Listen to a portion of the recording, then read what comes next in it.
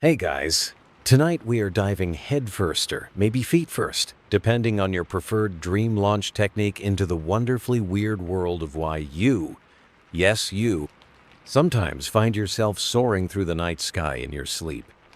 Imagine it.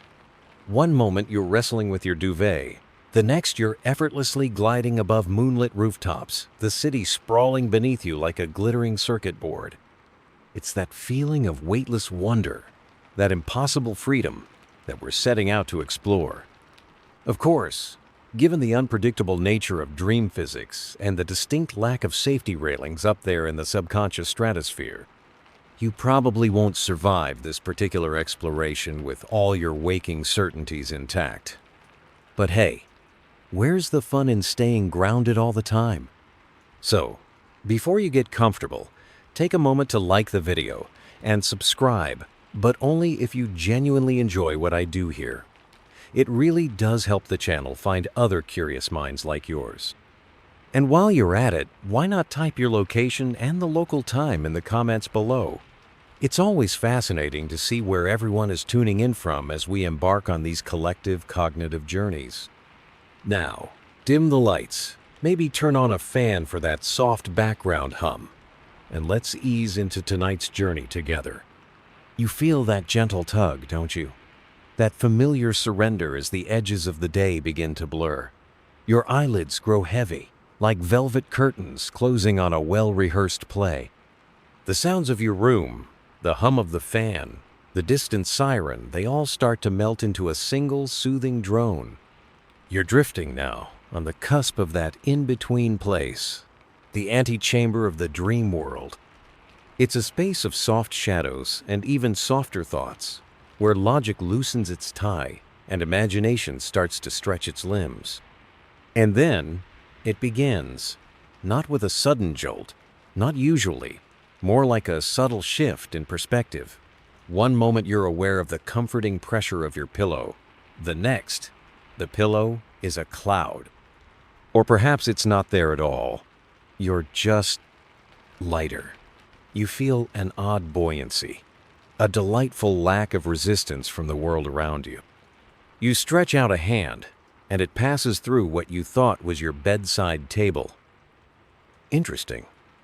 No alarms, no cause for concern. Just a quiet, detached observation typical of the dream state. You're not questioning it yet. You're simply experiencing. There's a subtle lift, a feeling not unlike that moment in an elevator when it first ascends, but without the mechanical hum or the slightly unsettling lurch. This is smooth, organic. You push off, perhaps from the edge of your bed or what was your bed, and instead of thudding onto the floor an outcome your waking mind would bet its last sensible thought on you, float. Just a little at first. A gentle hover, a few inches above the familiar landscape of your bedroom carpet. You might look down, a sense of mild surprise flickering within you.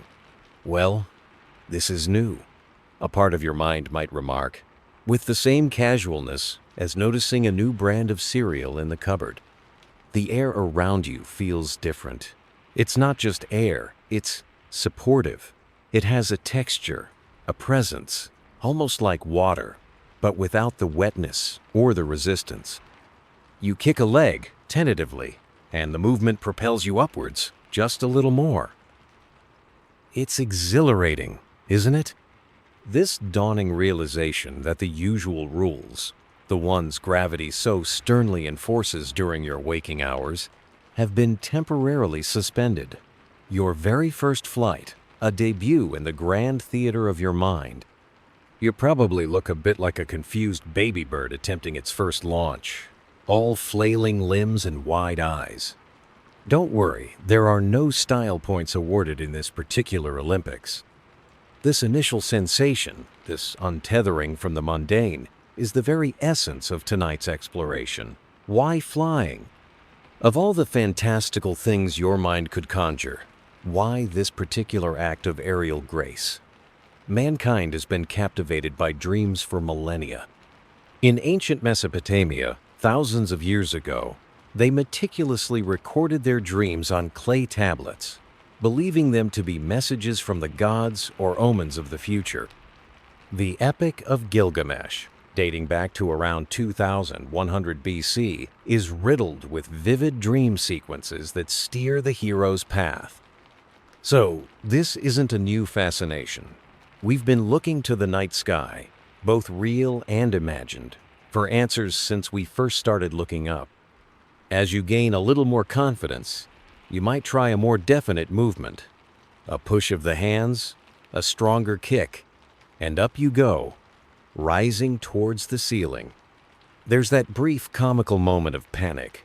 Am I going to hit my head? But then you either stop just shy, or, in the delightful non-logic of dreams, you simply pass right through it.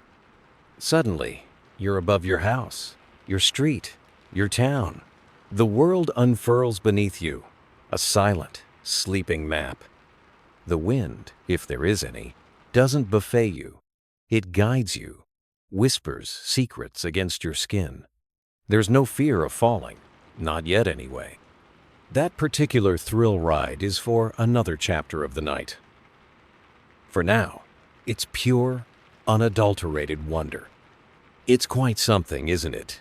This ability to spontaneously generate an entire aerospace program within the confines of your own skull. No fuel required, no pre-flight checks, though a little less mental baggage probably helps with the aerodynamics. It's a deeply personal experience, yet universally understood. Ask anyone, and they'll likely have a story of their own soaring escapade. It's a common dream, this flight, but it never feels common when it's you up there. Now, some fringe theories from less mainstream corners of history suggested that flying dreams weren't just dreams at all. Some ancient mystics, and even some folks today, believe that your spirit, or astral body, actually leaves your physical form during sleep and goes for a bit of a wander. Flying would, naturally, be the most efficient way to get around in these ethereal realms. You probably didn't pack a little spirit-sized passport, did you? Probably for the best. Astral customs agents are notoriously picky about undeclared emotional baggage. The sheer mechanics of it are fascinating too. Sometimes you have magnificent wings, feathery or leathery, beating with powerful rhythmic strokes. Other times, you're more like Superman, arms outstretched, a steely expression of determination on your face as you zip between clouds. And then there are the truly effortless flights, where you simply will yourself to move, no visible means of propulsion, just pure thought translating into motion. It's the ultimate hands-free experience. If only your smartphone could manage that kind of intuitive interface. But beyond the how, it's the why that truly captivates us. Why do our brains, once released from the shackles of consciousness, so often choose to send us skyward? Psychologists and neuroscientists still debate the fundamental purpose of dreams themselves. Are they merely the brain's way of tidying up? A bit of neural defragmentation after a busy day? Or do they play a crucial role in processing emotions, consolidating memories, or even rehearsing responses to potential threats? It's one of those wonderful areas where the more we learn, the more we realize how much we don't know. The human mind remains the ultimate frontier. As you glide on, suspended between the stars and the sleeping world, you feel a sense of peace, perhaps, or maybe a thrilling surge of power. The anxieties that might have clung to you like static before you drifted off, they seem so small from up here, so distant. This aerial perspective offers more than just a good view. It offers a momentary release, a sense of mastery over the things that usually weigh you down. It's a powerful feeling, this dream-born freedom, and it's one we'll be chasing through many more layers of the night. That sense of mastery, of effortless command over your own personal airspace, lingers even as the scene begins to shimmer and shift. You're still aloft, suspended in that quiet, knowing part of the night, but the landscape below is subtly changing. The familiar grid of your modern city, with its electric glow, begins to soften, the sharp edges blurring into something older, something built more from earth and starlight than steel and neon. You're drifting now, not just through space, but through time, carried on the gentle currents of shared human experience. You begin to wonder, as you glide through this velvety darkness, how those who came long before you made sense of such nocturnal voyages. Without the comforting, if sometimes baffling explanations of modern science, what did it mean to them when their sleeping selves took to the skies? Imagine yourself descending, just a little, towards the warm, sandy plains of ancient Egypt. The air here feels dry, carrying the faint scent of incense and the distant, rhythmic murmur of the Nile. Down there, under the watchful eyes of colossal stone figures, dreams were not idle fancies. They were vital communications, direct lines to the gods themselves. When you dreamt you were flying, it wasn't just your brain having a bit of fun with gravity. It was significant. Perhaps it was the goddess Isis, winged and magnificent, gracing you with her presence. Or maybe your own Ba, your soul, often depicted as a human-headed bird, was taking a legitimate journey beyond the confines of your sleeping form. Remember that feeling of your spirit leaving your body we touched upon? For the ancient Egyptians, that wasn't so fringe. It was practically part of the travel package. You might find yourself drawn to a special temple, a serapeum, a place dedicated to dream incubation. People would travel for miles, performing rituals, purifying themselves, all in the hope of receiving a divine message, a healing vision, or a prophetic glimpse while they slept within its sacred walls. Imagine lying on a cool stone floor, the air thick with anticipation, every flicker of your dreaming mind scrutinized for meaning. They even had extensive dream books, like the famous Papyrus Chester Beatty III, which listed various dream scenarios and their supposed interpretations. Flying, for instance, could signify an escape from troubles or an elevation in status. Though one imagines if you dreamt you flew straight into a pyramid, that might require a slightly more nuanced interpretation from the temple priests, perhaps involving an early form of architectural consultancy fee. Yes, a most auspicious dream, my son. That'll be 3 goats and a bag of dates. Now, let your dream self drift further, over the sun-drenched islands of ancient Greece. Here, too, the gods were thought to speak through dreams. Zeus, Apollo, and especially Hermes, the messenger god, who could zip between worlds faster than any modern Wi-Fi signal. If you found yourself soaring above the Aegean, you weren't just having a REM cycle flutter. You were likely being visited, guided, or warned. The philosopher Plato himself considered dreams a potent source of inner wisdom, a window into the soul's desires. The Greeks, with their pantheon of often dramatic and interventionist deities, probably saw flying dreams as an invitation to an adventure, or maybe just the gods showing off their preferred mode of transport. You can almost hear Zeus complaining, "Honestly, Hera, the traffic on Mount Olympus is dreadful. I'm taking the high road." They had their own specialists, the one-era-critics, professional dream interpreters like Artemidorus of Daldis, who wrote comprehensive guides. For Artemidorus, context was key. Flying high and free was generally good, a sign of success and rising above challenges. But flying too close to the sun? Well, Icarus learned that lesson the hard way, and his story served as a potent reminder, even in dreams, not to get too big for your winged sandals. It's intriguing, isn't it, how these ancient narratives still echo in our subconscious. Perhaps these aren't just stories, but fundamental archetypes that your dreaming mind loves to play with. And here's a little piece of ancient Greek dream lore for you. They believed that true dreams, the ones sent by the gods with actual important messages, passed through a gate made of polished horn. False, deceitful dreams, however, slipped through a gate of gleaming, saw-cut ivory. So, if your dream flight felt particularly authentic and insightful, you might thank the horn gate.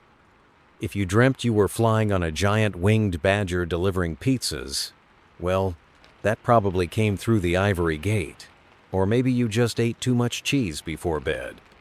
Scholars still debate whether these elaborate dream classification systems were folk beliefs widely held by the populace, or if they were more the sophisticated constructions of poets and philosophers trying to impose order on the beautiful chaos of the mind. You continue your timeless flight, perhaps over lands where indigenous cultures lived in deep connection with the natural world. For many First Nations peoples or Aboriginal communities in Australia, dreams are and were a vital part of spiritual life, a bridge to the ancestors and the spirit world. Flying in a dream could signify a shamanic journey, a gaining of power, or a connection with a totem animal, like an eagle or a hawk. It wasn't just a personal psychological event, it was a communally significant one, potentially holding wisdom for the entire tribe. Imagine the responsibility, waking from a vivid flight, knowing your experience might guide your people. It certainly puts a bit more pressure on remembering the details than just figuring out if your dream means you should finally ask for that raise. Across these ancient landscapes, the common thread is one of significance. Your ancestors didn't just dismiss these nocturnal aerobatics as random neurons firing, like we sometimes try to do with our modern, oh-so-rational brains. No, for them, taking to the skies in your sleep was a profound experience, rich with meaning, often divine in origin. The sky itself was the realm of gods, spirits, and mysteries. To ascend into it, even in a dream, was to touch that power, to be brushed by the wings of the sacred. It's a far cry from scrolling through your social media feed before bed hoping for a dream about finally clearing your inbox, isn't it? The interpretations might have varied. The specific gods and spirits might have had different names, but that sense of wonder, of being chosen for a special kind of journey, seems to echo across the centuries, right into your own hovering dream form. You feel that ancient connection, that shared human awe at the ability to break the bonds of earth, if only for a few precious fleeting hours of the night. That ancient connection, that shared human awe at your effortless sky dance, still hums within you, a deep, resonant chord from a time when flight was purely the domain of gods and spirits. But as you continue to soar through the velvety expanse of your inner world, your more modern mind, steeped in a different kind of knowing, begins to overlay these sensations with a new map, the map of symbols. It's as if those messages from the gods we talked about, the ones the ancient Egyptians and Greeks listened for so intently, are still coming through. But now they're written in a code that's both deeply personal and strangely universal. You're not just flying, you're speaking a language, the rich, often perplexing, dialect of your own subconscious. Think of your mind as a vast, internal landscape, and dreams are the nightly weather patterns that sweep across it. Sometimes it's sunny and clear, sometimes it's stormy, and sometimes you just sprout wings. These aren't random atmospheric disturbances. Each element, each sensation, especially one as potent as flight, is likely a symbol, a shorthand communication from the deeper parts of you that don't use everyday language. It's like getting a text message entirely in emojis. You kind of get the gist, but the full nuance can be hilariously, or sometimes frustratingly, elusive. Your dream flight is that power emoji, the one that says 1,000 words. What could it mean, this sudden superpower of soaring? Universally, flight often whispers of freedom. Freedom from what? That's where your personal dream dictionary comes in. Are you gliding effortlessly away from a shadowy, indistinct landscape below? Perhaps you're symbolically rising above a problem, a stressor, or a situation that's been weighing you down in your waking life. That feeling of weightlessness isn't just physical, it's emotional, a lifting of burdens. You're literally getting a higher perspective, able to look down on your worries and see them as smaller, more manageable. It's the ultimate above-it-all attitude, served up by your very own internal flight simulator. Then there's the sheer joy of it, the unadulterated exhilaration we touched on, that feeling of wind, real or imagined, rushing past your face, the incredible vistas unfolding beneath you. This can symbolize a sense of ambition, a desire to achieve, to reach new heights in your career, your relationships, or your personal growth. You're not just escaping something, you're actively ascending, striving towards a goal. Your subconscious is basically giving you a high five and saying, "Yeah, you've got this. Aim for the stars, kiddo." Unless, of course, you're flying directly into a flock of very confused pigeons, which might symbolize that your ambitions are about to hit some unexpected feathery turbulence. The great psychoanalyst Carl Jung, who, unlike Freud, wasn't quite so focused on your mother or, well, other urges, talked a lot about archetypes and the collective unconscious. He believed that humans share a vast pool of ancient, inherited symbols and images that resonate deeply within us. Flight, in this Jungian sense, could be an expression of transcendence, a longing to connect with something larger than yourself, to break free from the mundane and touch the spiritual or the sublime. Think of it as your soul doing a bit of yoga, stretching out towards the infinite. Jung saw these symbols not as simple wish fulfillment, but as vital expressions of the psyche's journey toward wholeness. So, your dream flight might be a postcard from a very old part of yourself, reminding you of your potential for growth and spiritual elevation. But let's get down to the nitty-gritty of your flight. Are you flapping your arms like a desperate chicken, or are you soaring with the majestic grace of an eagle? If it's a struggle, if you're barely staying aloft, or if you keep dipping precariously close to those power lines, a surprisingly common and rather anxiogenic dream feature, that one, it might indicate that while you desire freedom or advancement, you're feeling insecure about your ability to achieve it. There might be obstacles, a lack of confidence, or perhaps you just skipped arm day at the dream gym. Conversely, effortless, powerful flight often points to a surge in confidence, a feeling of being in control, of mastering your circumstances. And what about wings? Do you have them? Sometimes you just fly. No apparatus needed, pure mental levitation. Other times, you might sprout glorious, angelic wings, suggesting purity of intent or a desire for spiritual protection. Or perhaps they're leathery, bat-like wings. Don't panic. It doesn't mean you're about to audition for a vampire movie. It could just point to navigating the darker, more hidden aspects of your journey. The details are clues, little breadcrumbs left by your inner storyteller. One rather quirky and surprisingly common variation is dreaming you can fly, but only indoors. You're soaring majestically through your living room, bumping gently off the ceiling, expertly navigating the kitchen. Or perhaps you can only fly a few feet off the ground. This could symbolize a feeling of limited freedom, a sense that your ambitions or desires are being constrained by your current environment or circumstances. It's like your subconscious is saying, "You have incredible potential, but let's maybe try to get out of the house first." Dream researchers still debate the extent to which such specific dream symbols carry truly universal meanings versus being entirely shaped by an individual's unique experiences, anxieties, and even their current Netflix binge. The height of your flight matters too. Are you skimming the rooftops, able to peek into other people's presumably very boring dream windows? This might suggest curiosity, or perhaps a reluctance to fully commit to a higher path, preferring to stay connected to the everyday. Soaring high among the clouds, however, often signifies a desire for a broader perspective, detachment, or even a spiritual seeking. But fly too high, like poor Icarus, and it could be a gentle warning from your subconscious about hubris or losing touch with reality. Remember that gate of horn we mentioned, where true dreams come from? Your psyche is trying to send you an authentic message, not just an ego trip.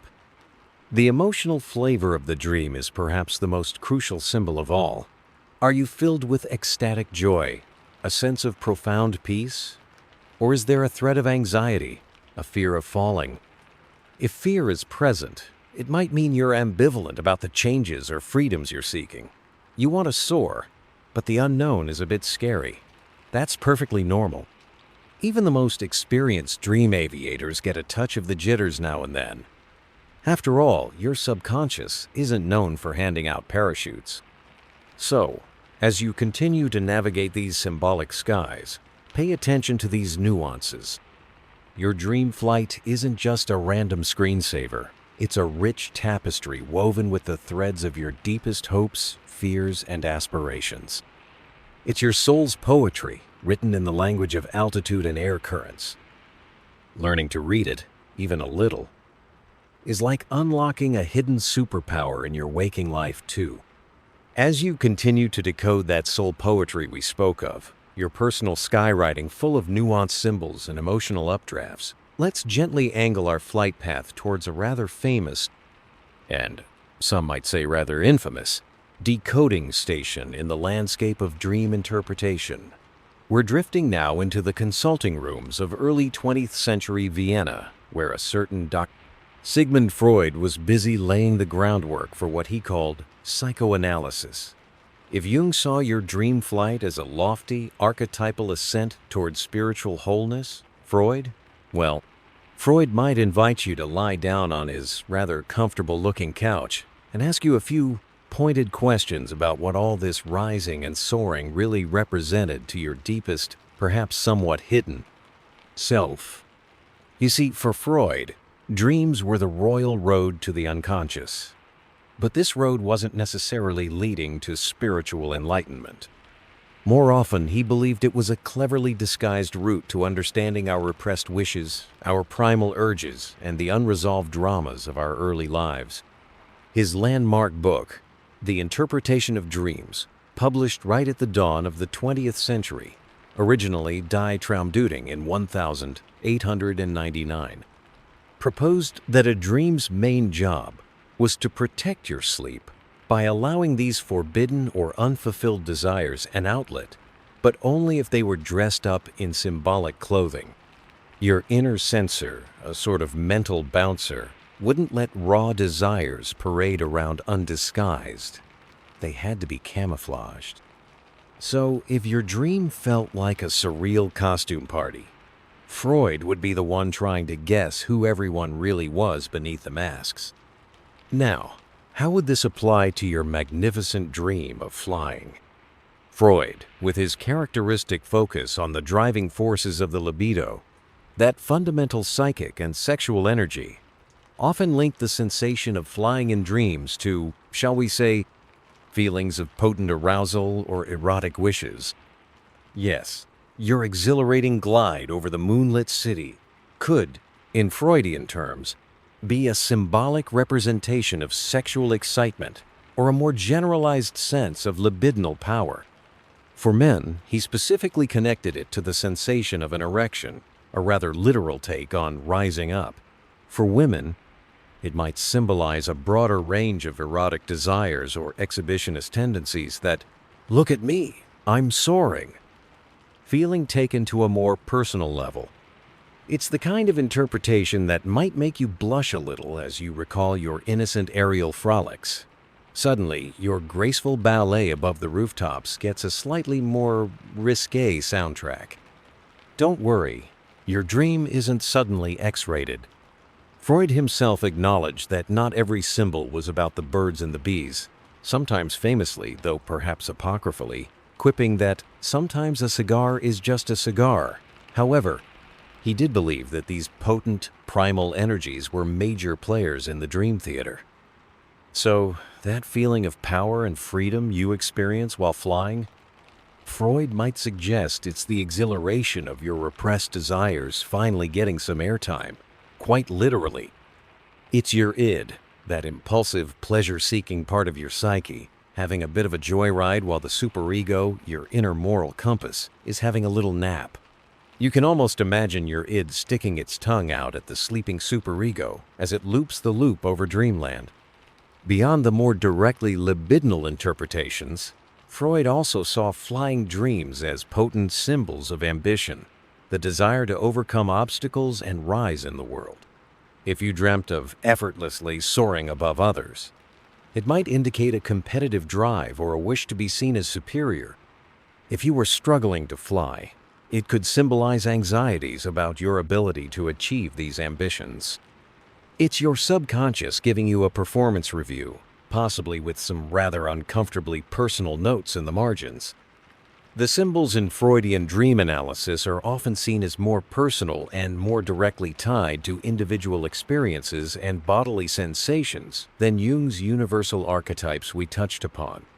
So, while Jung might see a shared human longing for transcendence in your flight, Freud would be more interested in your specific associations, your early experiences, your hidden wishes. It's like having two different dream dictionaries.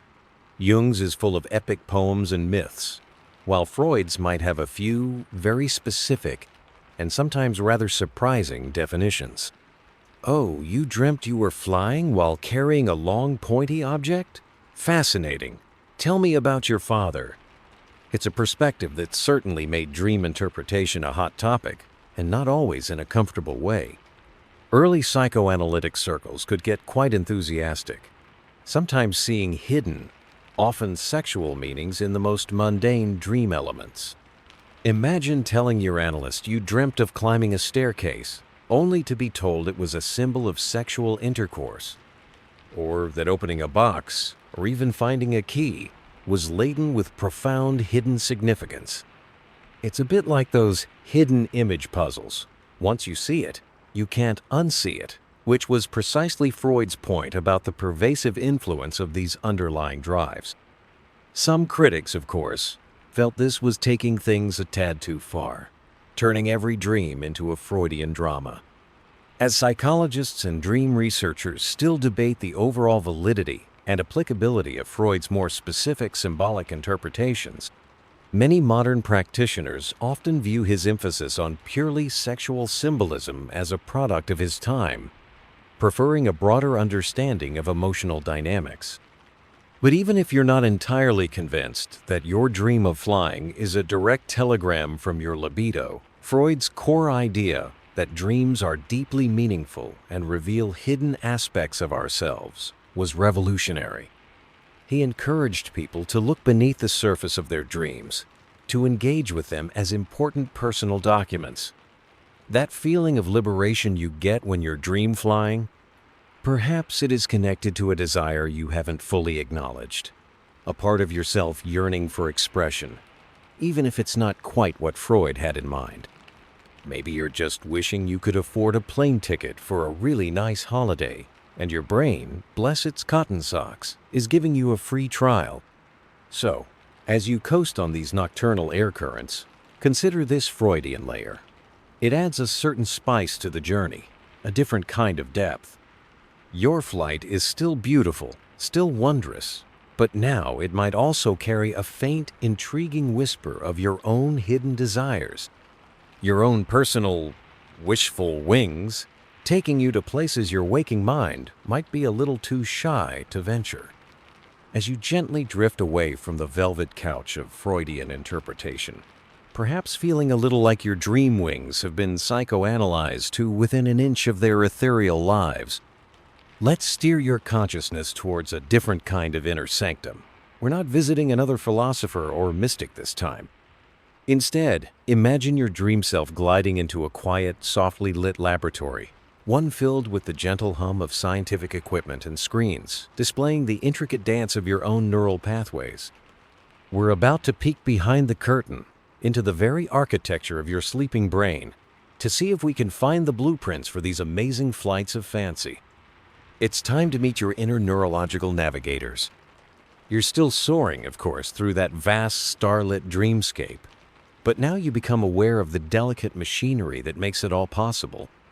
The primary engine for your most vivid dreams, including those breathtaking aerial adventures, is a special phase of sleep known as REM, which stands for Rapid Eye Movement. It was in 1953 that that researchers Eugene Aserinsky and Nathaniel Kleitman first stumbled upon this curious stage, noticing periods during sleep when the eyes would dart back and forth beneath closed eyelids, as if watching some invisible movie. And in a way, they were. This discovery opened up a whole new universe in our understanding of sleep and dreams. During REM sleep, your brain becomes a hive of activity. Parts of it, like the motor cortex, which plans and executes movements, and the limbic system, the seat of your emotions, are almost as active as when you're wide awake. It's like the main control room is buzzing. All systems go. This is why your dreams can feel so intensely real, so emotionally charged. That soaring joy as you loop the loop around a cloud, or that little jolt of anxiety if you dip too close to an imaginary ocean, is all thanks to your fired-up limbic system. It's your brain's own internal drama department working overtime. But here's the really clever bit, especially when it comes to flying. While your brain is having this vibrant party, it sends a signal down your spinal cord that effectively paralyzes most of your voluntary muscles. This is called muscle atonia, and it's a crucial safety feature. It stops you from physically acting out your dreams, so you don't actually try to leap off the bed when you dream you're taking flight, or start sleep punching your pillow if you dream you're in a boxing match with a particularly smug-looking gnome. Thank goodness for small mercies, and for muscle atonia. Your bed partner probably thanks it too. Now, imagine this scenario. Your motor cortex is busy simulating movement. Your emotional centers are adding all the vibrant feelings, but your body is completely still, providing no feedback that it's safely tucked in bed. Your brain, in its REM-induced state of creative storytelling, has to make sense of this discrepancy. Well, it might think, my motor plans are saying move. My limbs are saying nothing to report, Captain. So clearly, I must be floating. Or better yet, flying. The absence of normal bodily sensation, combined with the active intention to move, could very well be interpreted by your ingenious brain as effortless, gravity-defying flight. It's like your internal GPS has lost signal with your physical body, and your brain just decides to invent a much more exciting mode of transport. Furthermore, the part of your brain responsible for logical reasoning and critical thinking, the prefrontal cortex, takes a bit of a back seat during REM sleep. It's not entirely offline, but it's definitely less bossy than usual. This is why dream narratives can be so wonderfully bizarre and accepting of the impossible. Flying? Sure, why not? Talking animals? Perfectly normal. Attending a board meeting dressed as a giant carrot? Don't mind if I do. Your prefrontal cortex, the usual stickler for rules and reality, is snoozing on the job, allowing for these fantastical scenarios to unfold without a critical, "Hang on a minute, that makes no sense." Interrupt. This is probably why you don't question the aerodynamics of your pajama wings. And what about that distinct sensation of movement, of swooping and soaring? Your vestibular system, located in your inner ear, is responsible for your sense of balance and spatial orientation. While it's still not entirely clear how it behaves during REM sleep, some neuroscientists speculate that spontaneous activity or altered processing within this system could contribute directly to the physical sensations of floating, spinning, or flying that you experience so vividly in your dreams. It's like your internal gyroscope is being playfully spun by your dreaming mind, creating these amazing illusions of movement. It's not just humans who experience REM sleep and, presumably, dream. That quirky tidbit for tonight is that most mammals, and even birds, show clear signs of REM.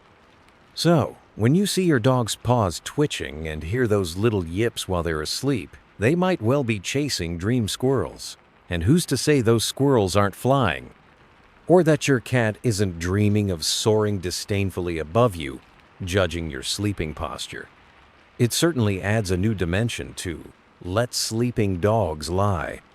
Scientists have various models to try and explain how these neural processes weave together to create the tapestries of our dreams. Some theories suggest that during REM, your brain is trying to make sense of somewhat random bursts of neural activity, particularly signals coming up from the brainstem.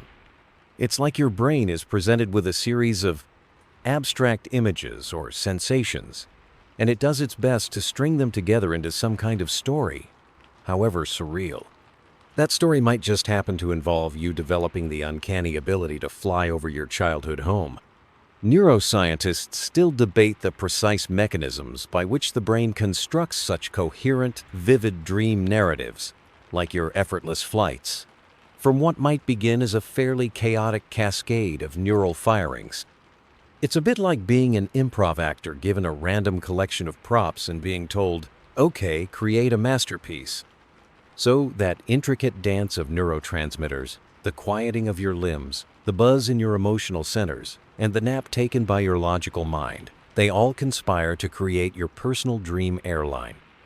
It's less about Freud's disguised wishes in this view, and more about your brain's nightly maintenance routine and its incredible capacity for spontaneous creativity.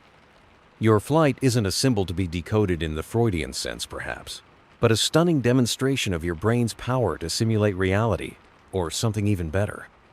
So your brain has this incredible built-in flight simulator, doesn't it? All those buzzing neurons and quiescent muscles we explored, faithfully generating your aerial escapades during REM sleep, night after night. It's a marvel of biological engineering.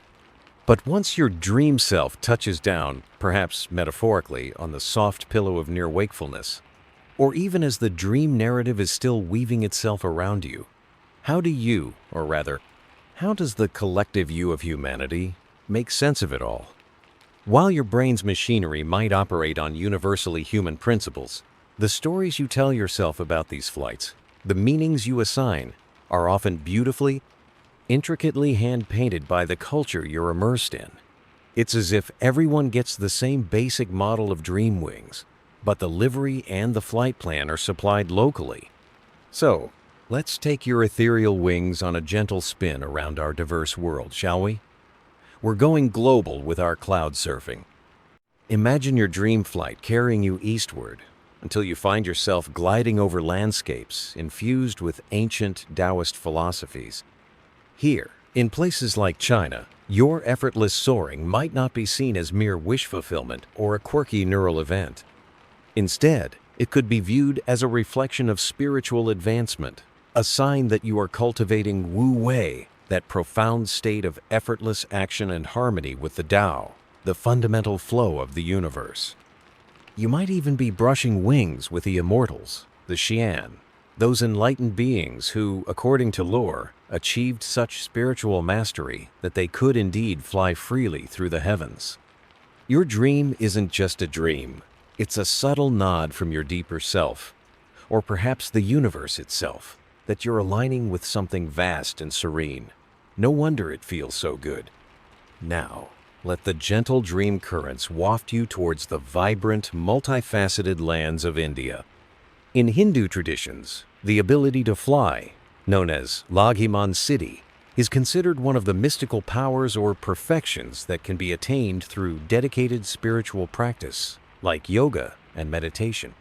When you dream you're flying here, it could be interpreted as a stirring of this latent spiritual potential, a glimpse of the liberation, or moksha, that is the ultimate goal. You might feel a kinship with figures like Hanuman, the devoted monkey god who could leap across oceans, or Garuda, the majestic eagle-like being who serves as Vishnu's celestial mount. Your dream flight becomes a brush with the divine, a reminder of the boundless capabilities of the spirit. It's less about your personal anxieties and more about your soul's expansive journey. You're not just flying, you're having a mini spiritual awakening. No gurus required for this particular city, just a comfy pillow. Let's shift our gaze again, perhaps towards the diverse indigenous cultures scattered across the Americas, Australia, or the Arctic. As we touched upon when we visited those ancient whispers, for many shamanic traditions, flying in a dream is no mere fancy. It's a vital spiritual practice. Your dream flight could be a genuine soul journey, where your spirit travels to other realms to gain wisdom, healing, or connect with ancestors and spirit guides. You might find yourself accompanied by an eagle, a creature universally revered for its ability to soar and its keen sight, acting as your winged mentor in these otherworldly travels. The details of your flight, what you see, who you meet, the landscape you traverse, could hold crucial information for your waking life or even for your community. It's a pretty big responsibility being a dream pilot in these contexts. You might wake up with homework from the spirit world. Probably more interesting than that TPS report, though. And what about the rich tapestry of Islamic traditions? Dreams hold a very significant place, often seen as a form of divine inspiration or guidance. The Prophet Muhammad himself emphasized the importance of dreams. Flying in a dream, depending on the context and the details, could be interpreted in various ways, often positive. It might signify an upcoming journey, an elevation in status, success in your endeavors, or a spiritual ascent towards greater understanding and closeness to God.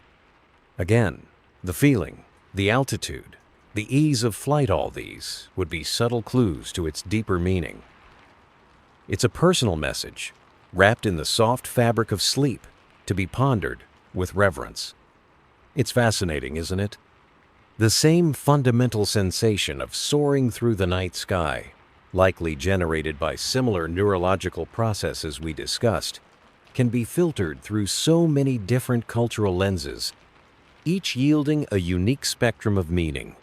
This widespread human tendency to associate flight with power, divinity, and transcendence is even reflected in the mythology of countless cultures throughout history. Think of the winged angels in Abrahamic religions, the swift-flying Valkyries of Norse legend choosing the slain, or the graceful apsaras, celestial dancers and singers in Hindu and Buddhist mythology. Humanity has always looked to the skies and populated them with beings who embody this ultimate freedom. Our dreams are, perhaps, just tapping into this ancient, collective yearning. Of course, not every culture views dream flight through such a spiritual or mystical lens. In our more secular, psychologically oriented Western societies, we're quicker to reach for Freud's couch or Jung's archetypes, or to marvel at the brain's REM sleep acrobatics. As we've been doing, it's not necessarily that one interpretation is right and others are wrong. It's more that each culture provides a framework, a language, for understanding these profound inner experiences. It's like everyone's trying to describe the same beautiful, unearthly music, but some are using violins, some flutes, and some complex synthesizers. Here's a quirky little cultural tidbit for you. In some traditions, there are specific beliefs about who gets to have potent flying dreams or what might enable them. For instance, certain Tibetan Buddhist dream yoga practices actively encourage the cultivation of lucid flying dreams as a path to spiritual insight, suggesting it's a skill to be developed. It's not just a random occurrence, but a targeted spiritual exercise. Imagine training to be an Olympic dream flyer. I wonder if they give out tiny gold medals. Anthropologists still debate, quite passionately at times, the extent to which core dream themes like flying are truly hardwired universal human experiences, bubbling up from our shared biology, versus being significantly shaped, or even largely generated by the cultural narratives, stories, and expectations we are steeped in from birth. Are we all born with the capacity to dream of flight, or do we learn to dream it from the stories our cultures tell? So, as you continue your global glide, remember that your dream is a multicultural citizen. Its roots may be in your brain's biology, but its blossoms are colored by the world you inhabit, both waking and sleeping. Perhaps the next time you find yourself airborne in a dream, you'll feel not just your own personal joy or freedom, but also a subtle echo of shamans journeying, Taoist sages smiling, and your own neurons just having a really good time. As you continue your gentle global glide, absorbing these rich cultural perspectives like so much nourishing dream nectar, feeling the echoes of ancient shamans and smiling Taoist sages in the very beat of your ethereal wings. A new and electrifying possibility begins to shimmer at the edges of your dream awareness. What if, in this incredible internal theater, you could be more than just a passive audience member or an unconscious actor following a pre-written script? What if you could step into the role of director, navigator, the conscious choreographer of your own magnificent aerial ballet? This, dear dreamer, is your invitation to the exhilarating, crystal-clear altitudes of lucid dreaming. You're about to seize the controls. Imagine you're mid-flight, soaring over a landscape that is, as dream landscapes often are, a beautiful, bewildering mashup of your childhood home and the lost city of Atlantis. Suddenly, a thought flickers, bright and distinct as a shooting star. Wait a moment, this is a dream.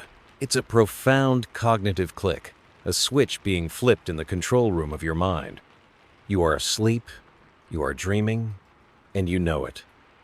This is the gateway to lucidity. The dream doesn't shatter. Oh no, it often becomes even more vivid, more intensely real now that you're aware of its true nature. And the flight? Your already amazing flight is about to get a serious upgrade. The first sensation, once that spark of lucidity ignites, is often an explosion of joyous, untethered freedom. If you thought regular dream flying was liberating, lucid flying is like being handed the keys to the universe's fastest sports car with an unlimited fuel supply and no traffic cops. You realize, with a giddy rush, that the usual rules of physics and even the sometimes annoying rules of dream logic no longer have the same hold over you. You are the architect of this reality. Want to fly faster than a speeding bullet? Go for it. Fancy doing a triple backflip over the Eiffel Tower, even if the Eiffel Tower is currently situated in your back garden? The sky is quite literally not the limit. You might start to experiment. Perhaps you've always flown with magnificent feathery wings. Now, in your lucid state, you wonder, do I even need these? And with a mere thought, the wings dissolve, and you find yourself suspended by nothing but your will, an even more profound sense of mastery washing over you. You could try different methods of propulsion, channeling your inner superhero with outstretched arms, or perhaps just thinking yourself from one point to another with impossible speed. It's your personal flight laboratory, and you are the chief and only test pilot. Remember that brain's flight simulator we talked about, the one running on REM sleep? You've just hacked into the mainframe and given yourself admin privileges. This newfound control can also be incredibly empowering when it comes to overcoming common dream anxieties. That little fear of falling that sometimes nips at the heels of even the most ecstatic flying dream. Once you're lucid, you can face it head on. You realize that if you fall, you won't get hurt. It's a dream, after all. You might even decide to plummet downwards intentionally, just for the thrill, pulling up at the last second with a surge of adrenaline and a triumphant laugh. Or you could simply decide that gravity, in your dream, is optional today. While the idea of becoming aware in your dreams has been whispered about in ancient texts, like some of Aristotle's musings, and is a core practice in traditions like Tibetan dream yoga that we touched upon, it was scientifically brought into the Western mainstream, largely through the work of researchers like Dr. Stephen LaBerge in the late 1970s and 1980s. In a series of groundbreaking experiments, LaBerge and his colleagues at Stanford University had lucid dreamers signal to them from within their dreams, using prearranged patterns of eye movements that could be objectively recorded. This was the first real, verifiable proof that conscious awareness could indeed be maintained and communicated from within the REM sleep state. It was like receiving a postcard from the dream world, signed, sealed, and delivered by a lucid mind. For many people, the first thing they choose to do upon achieving lucidity is, you guessed it, fly. It's almost a universal impulse. Or perhaps they'll indulge in some other wish-fulfilling activity that's impossible in waking life. It's like being given a golden ticket to your own private theme park. Of course, lucid control isn't always perfect, especially when you're just getting the hang of it. You might try to summon a majestic dragon to ride, and end up with a slightly confused miniature poodle with tissue paper wings. Or you might find your flight path inexplicably rerouted through a giant bowl of custard. Dream logic still has its quirks, even when you're lucid. It keeps things interesting, like your subconscious is a cheeky co-pilot who occasionally grabs the joystick for laughs. Some people actively try to cultivate lucid dreams. You might have heard of techniques like performing reality checks during the day, regularly asking yourself, "Am I dreaming?" and looking for clues, like trying to push your finger through your palm or checking if text stays stable when you look away and look back. The idea is that this habit might carry over into your dreams, triggering that crucial moment of awareness. There are other methods too, with acronyms like MILD or WILD, all aimed at increasing your chances of waking up, so to speak, within the dream. It's like learning a new skill, requiring a bit of patience and practice. But the potential rewards, your own personal holodeck, are pretty spectacular. Of course, with great power comes, well, interesting debates. Researchers and dream enthusiasts still discuss the full therapeutic potential of lucid dreaming. Can it be a powerful tool for overcoming nightmares, for problem solving, for rehearsing challenging situations, or even for fostering creativity? Many believe so. Yet, others wonder about the potential for it to become a form of escapism, a flight from waking reality rather than a tool for enhancing it.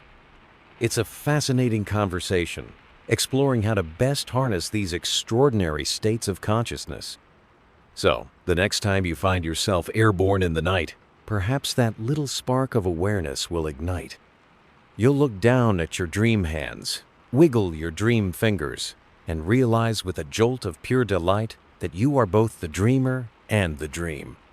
And then, with a universe of possibilities stretching before you, you can decide exactly where your lucid heights will take you. The celestial steering wheel is yours. With the celestial steering wheel of lucidity still feeling wonderfully responsive in your dream hands, and the memory of those consciously controlled aerial maneuvers bringing a faint smile to your sleeping face, a different sensation might begin to subtly creep in. Sometimes, even for the most accomplished and confident dream aviator, the supportive currents of air can seem to thin without warning. Your magnificent wings might falter.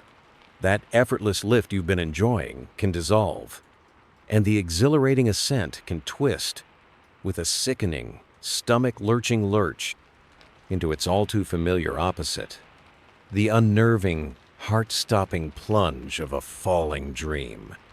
Gravity, that old acquaintance you so joyfully defied, reasserts itself with a vengeance, and suddenly you are no longer soaring, you are plummeting. It's a visceral experience, isn't it? One moment you're the master of the skies, the next you're Wile E. Coyote after he's run off the cliff. That brief moment of bewildered suspension before the inevitable downward rush. The wind, which just moments ago felt like a caress, now screams past your ears. The ground, once a distant, beautiful tapestry, rushes up to meet you with alarming speed.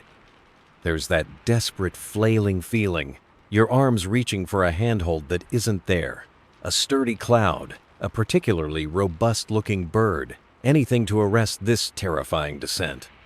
Panic often floods your system, a cold wave that's a stark contrast to the warm joy of dream flight.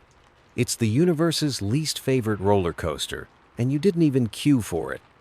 This dream of falling is one of the most common and universally reported dream themes across almost all cultures and throughout recorded history. While your dream of flying might feel uniquely yours, the dream of falling is something you share with millions of fellow sleepers, a kind of collective nightmare we all tune into now and then. It's the B-side to the hit single of Dream Flight, the shadow that follows the light. So, What does it mean when your subconscious decides to pull the rug, or rather, the entire sky, out from under you? Symbolically, falling dreams are often thought to mirror anxieties and insecurities in your waking life. If you're feeling a lack of control in a certain situation, if you're overwhelmed by responsibilities, or if you're terrified of failing at something important, a new job, a relationship, a personal goal, this dream can be a stark reflection of those fears. You're literally losing your footing. Your support system feels like it's collapsing, and you're heading for a crash. It's your brain's rather dramatic way of saying, "Houston, we have a problem." And it's gravity. Sometimes, the falling dream isn't quite so dramatic. You might experience that sudden jerking sensation, known as a hypnagogic jerk, just as you're drifting off to sleep. It often comes with a fleeting image of tripping or falling, and it can snap you back to wakefulness with a jolt. These are generally considered normal physiological responses as your muscles relax and your brain transitions into sleep. But the full-blown falling dream that occurs during REM sleep, the one where you have time to contemplate your impending doom in HD, that's a different beast altogether. Physiologically, it's fascinating to consider. Remember that muscle atonia we discussed? The paralysis that keeps you safe during REM sleep? Some theories suggest that if there's a slight misfire, or if your brain doesn't fully register the atonia correctly while other systems are still active, it might interpret this sudden lack of bodily feedback or perceived instability as falling. Your vestibular system, that inner gyroscope responsible for balance, might also be sending confused signals that your dreaming brain then weaves into a narrative of plummeting through space. It's a bit like your inner pilot suddenly yelling, "Mayday, system's failing," when actually everything is just very, very relaxed. But what's truly intriguing is the dynamic relationship between flying and falling in our dream lives. They are two sides of the same coin. The ambition to rise and the fear of that rise being catastrophically cut short. Sometimes, a beautiful flying dream can curdle into a falling dream, perhaps as a reflection of self-doubt creeping in, or a fear that your success is unsustainable. This is too good to be true. Your inner critic might whisper, and then, whoosh, down you go. It's your subconscious being a bit of a spoil sport, really. Enjoying that lovely flight? Let me introduce you to my friend, Mr. Pavement. However, just as lucidity can transform your flying dreams, it can be an absolute game changer for falling dreams. If that spark of awareness, aha, I'm dreaming, ignites while you're in free fall, the panic can instantly dissolve. You realize the approaching ground isn't a threat. You're in the dream. You're safe. With this knowledge, you can choose to simply stop falling. Just decide. Or you could transform the fall back into a glorious flight, your wings resprouting, your descent curving gracefully back into an ascent. You might even choose to continue the fall, just to see what happens, knowing you're essentially invincible. It's like turning a horror movie into an action comedy with you as the superhero. There's a persistent old wives' tale, a quirky bit of dream folklore, that if you dream you hit the bottom when you're falling, you'll actually die in your sleep. Let me reassure you, that's pure myth. Most people wake up before impact, often with that characteristic gasp or flail. And for those who do dream of hitting the ground, well, they live to tell the tale, often reporting that the impact was surprisingly gentle, or that they bounced, or simply transitioned into another dream scene. Your brain, even in its most dramatic storytelling mode, usually has your back. It's not actually trying to give you a heart attack, just a very vivid experience. The intense fear often associated with falling dreams is itself a subject of some academic curiosity. Dream researchers still debate whether this profound fear is a primary emotional response directly generated by the brain as part of the dream content, like a pre-packaged fear module attached to the falling scenario.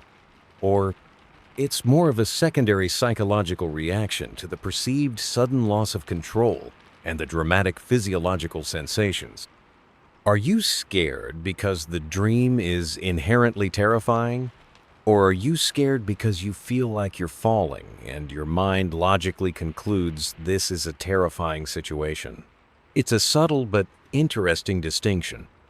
So, the next time gravity's ghost decides to pay your dreamscape a visit, and you find yourself taking that unwelcome dive, remember, you're not alone in this experience. It's a common, if unsettling, part of the human dream repertoire. And who knows, perhaps that spark of lucidity will choose that very moment to ignite, turning your plummet into power, your freefall into freedom. You might even invent a dream parachute, just for kicks. Perhaps a brightly colored one made of marshmallows. Why not? It's your dream, after all. Having perhaps navigated the unsettling currents of a falling dream, maybe even with that newfound lucid grace we explored, transforming a stomach-lurching plunge into a moment of conscious empowerment, you now find your dream self drifting into a sky that feels, well, a little more populated. It's as if the air itself is humming with ancient stories. Long before our modern minds puzzled over REM sleep or debated Freudian symbols, humanity's collective imagination had already filled the heavens with an extraordinary and dazzling cast of sky dancers, legendary aviators, and winged wonders. You're not just flying in your own private dream space anymore. You're entering the mythic airways, sharing the sky with legends. Feel the shift in the atmosphere. The light seems older, somehow gilded with the patina of millennia. As you glide on these timeless currents, you might sense other figures sharing your airy domain. Perhaps you glimpse the flash of bronze wings in the periphery. That could be Talos, the giant automaton of Crete, though you'd best give him a wide berth.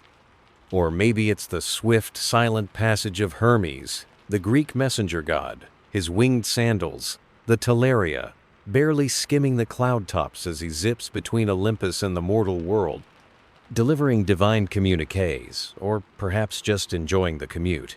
You try to wave, but he's already a speck in the distance, probably with an urgent delivery for Zeus. Maybe the latest nectar vintage has arrived. The ancient Greeks, as we know, were particularly fond of a good flight story.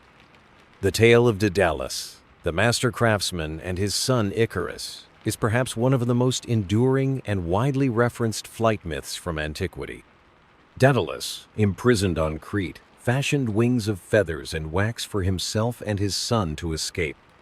You can almost feel that desperate ingenuity, the meticulous layering of feather upon feather, the cautious warnings given by a father to an eager son.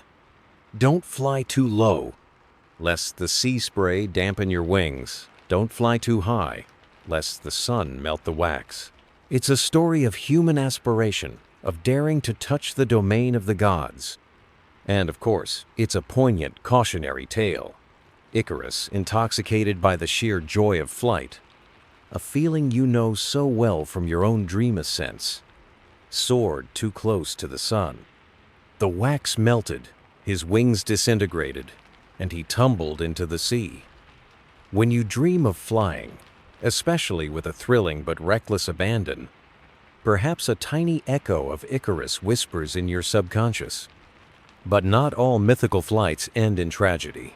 Consider Pegasus, the magnificent winged horse, sprung from the blood of Medusa. Riding Pegasus was the ultimate dream for many a Greek hero, a symbol of poetic inspiration and heroic endeavor. Imagine, in your dream, not just flying under your own power, but being carried aloft on the back of such a creature, the wind whipping through your hair, the powerful beat of its wings a steady rhythm beneath you. It's a flight of pure, unadulterated majesty. Let your dream self drift northwards, to the mist-wreathed lands of Norse mythology. Here, the skies are patrolled by the Valkyries, formidable warrior maidens adorned in gleaming armor. riding their powerful steeds through the air to choose the bravest slain warriors from the battlefield and escort them to Valhalla. Their flight is purposeful, almost severe, a stark contrast to the playful aerobatics you might usually indulge in. Or you might sense the presence of Odin's ravens, Hugin, thought, and Munin, memory, who fly across the entire world each day, returning to whisper all they've seen and heard into the Allfather's ear. Their flight is one of knowledge, of cosmic intelligence. Perhaps Freya, the beautiful goddess of love and war, sweeps past in her chariot pulled by cats, or dons her magical cloak of falcon feathers, allowing her to soar like a bird. The Norse skies are busy, and definitely not for the faint of heart. Glide further east, and the very texture of the air seems to change again.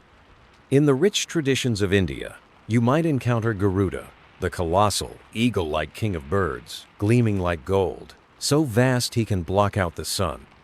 He is the sworn enemy of serpents and the devoted mount of Lord Vishnu, a symbol of immense power, speed, and divine protection. To dream of soaring with Garuda could be an incredibly auspicious sign, a feeling of being carried by an overwhelming, benevolent force.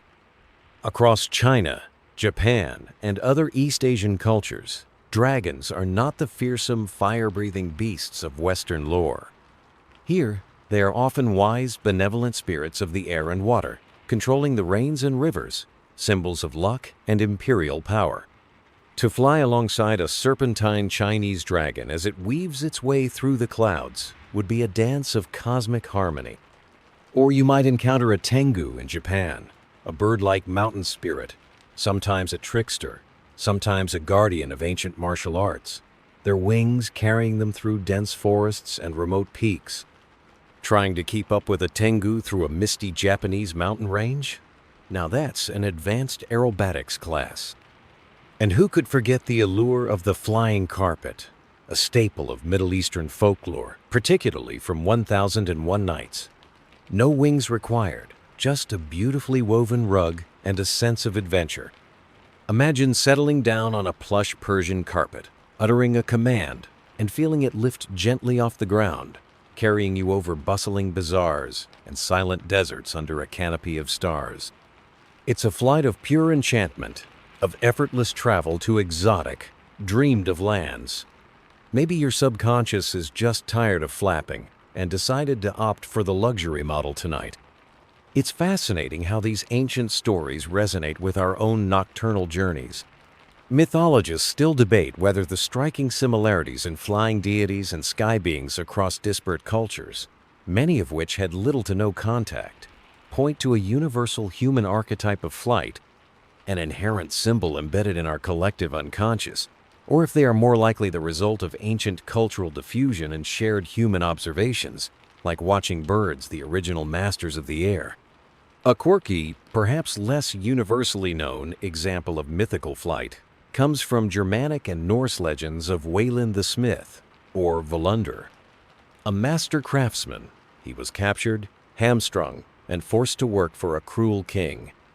But Wayland, driven by a fierce desire for freedom and vengeance, painstakingly crafted a pair of wings from feathers, allowing him to escape his island prison. His flight is one of grim determination and ingenious rebellion.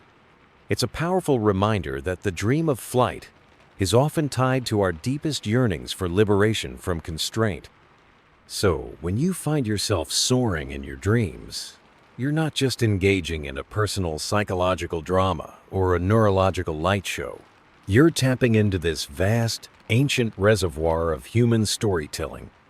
You're joining a lineage of gods, heroes, spirits, and ordinary folk who have for millennia looked to the skies and imagined themselves breaking free from earthly bonds.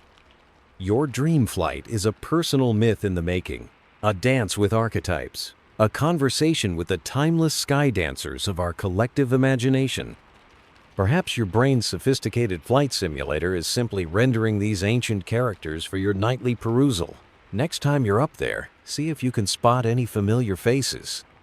Just be sure to check if they require a password or a small offering of dream nectar before they let you join their aerial procession. As these legendary sky dancers, the Valkyries and Garudas, the winged gods and carpet-riding heroes, begin to fade back into the luminous mists of myth, their ancient wings perhaps brushing yours in a fleeting knowing gesture of shared airspace, you become keenly aware of a feeling. It's a sensation that perhaps underlies all these grand stories, all those divine ascents and daring escapes, a feeling that pulses at the very heart of your own personal dream flight. It is that profound, almost intoxicating sensation of liberation, of pure, unadulterated freedom. It's the emotional core, the uplifting engine of your nocturnal aerial adventures. More than the view, more than the novelty, it's this feeling of utter release that often defines the flying dream. You feel it in every non-existent nerve ending of your dream body. There's the physical liberation, that delightful absence of weight, as if gravity itself has politely decided to take the night off just for you. No more aching feet, no tired muscles, no resistance. You are buoyancy itself, a mode of consciousness drifting on the breath of the night. Your movements, whether you're flapping imaginary wings or just willing yourself through the air like a silent thought form, are effortless, graceful, unhindered. Remember that struggle of everyday physical existence? Gone. Vanished like a puff of dream smoke. Then there's the emotional unburdening. As you ascend, you might feel the anxieties and stresses of your waking day peeling away from you, like layers of unwanted clothing. The deadlines, the to-do lists, the nagging worries, the little irritations that stick to you like Velcro. They all seem to shrink, to become insignificant specks on the landscape far below. It's as if the altitude itself purifies you, cleanses you of the daily grime of responsibility. You're not just escaping the ground, you're escaping the psychic weight that keeps you tethered during your 9 to 5. If only you could bring a little of this dream-born lightness back to your morning alarm, eh? Perhaps you could just float to the coffee machine. This profound sense of freedom in your dreams often mirrors a deep-seated yearning in your waking life. We all crave autonomy, the space to be ourselves, to make our own choices, to escape the confines of routine or the pressures of expectation. Your dream flight can be a powerful symbolic enactment of this desire. Are you feeling hemmed in by your job, constrained by social obligations, weighed down by self-doubt? Your subconscious, in its infinite wisdom and with its rather excellent special effects budget, might just prescribe a flying dream as the perfect antidote, a temporary but potent taste of the liberty you crave. It's like your inner self is staging a jailbreak, and the getaway vehicle is you, with newly sprouted wings.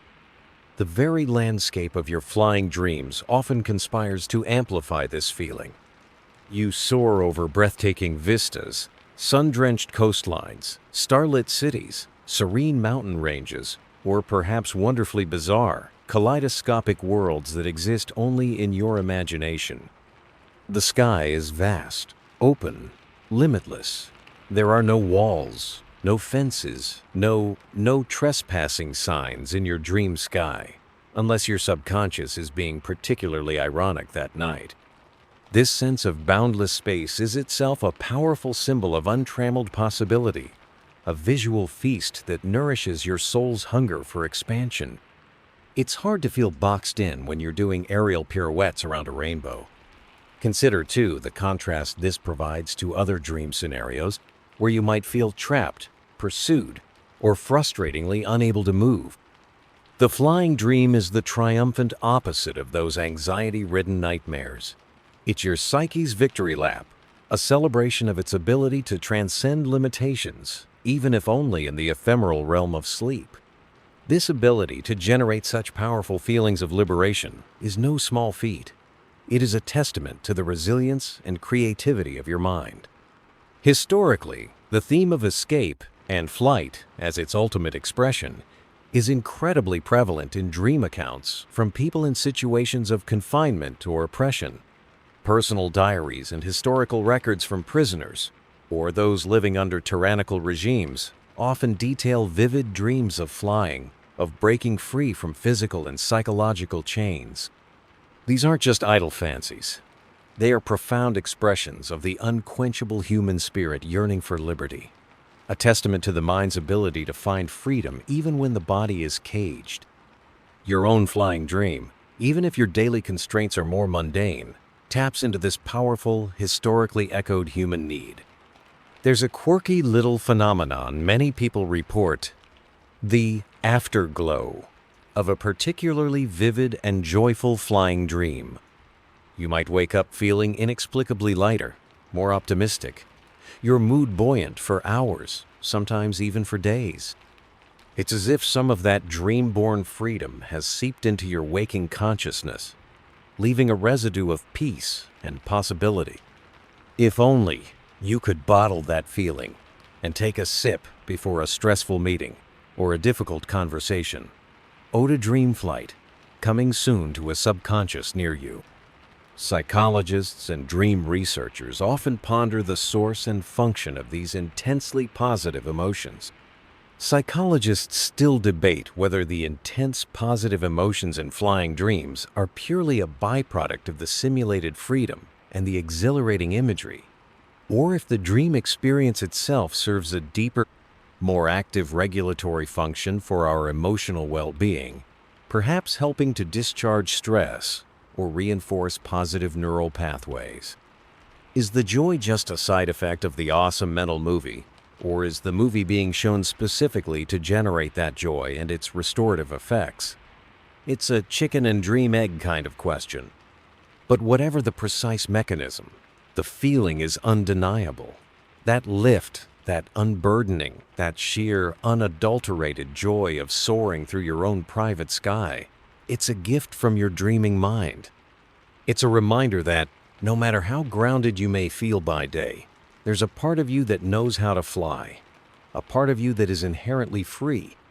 Perhaps, as you drift now, feeling that imaginary wind beneath your imaginary wings, you can let that sense of liberation expand, filling you with a quiet, sleepy confidence.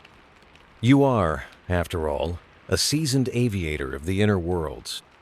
That warm, gentle afterglow from your liberated flight, that sense of airy optimism and unburdened lightness we just bathed in, still lingers around you like the softest of dream-spun cashmere.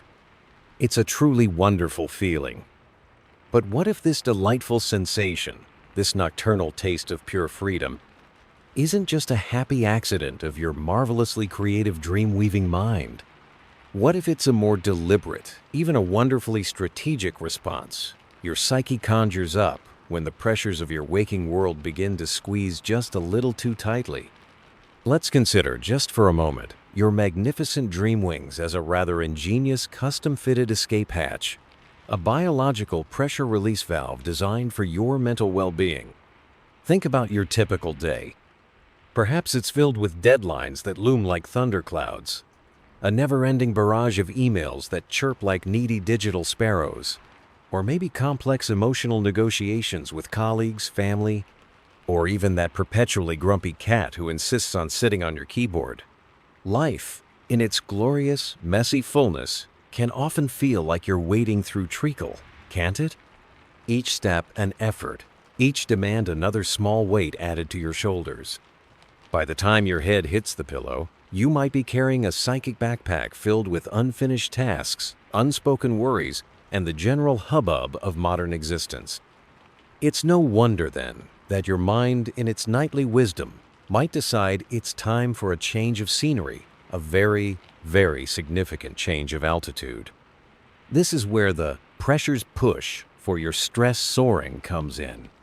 When your internal stressometer starts to redline, your subconscious might just say, "Right, that's quite enough of that," and promptly deploy the dream flight protocol. Suddenly, instead of being bogged down in the minutiae of your worries, you are airborne, effortlessly gliding above it all. That mountain of paperwork on your desk? From up here, it's just a tiny, insignificant molehill. That complicated argument you've been replaying in your head? The wind of your flight seems to just whip the words away, scattering them into oblivion.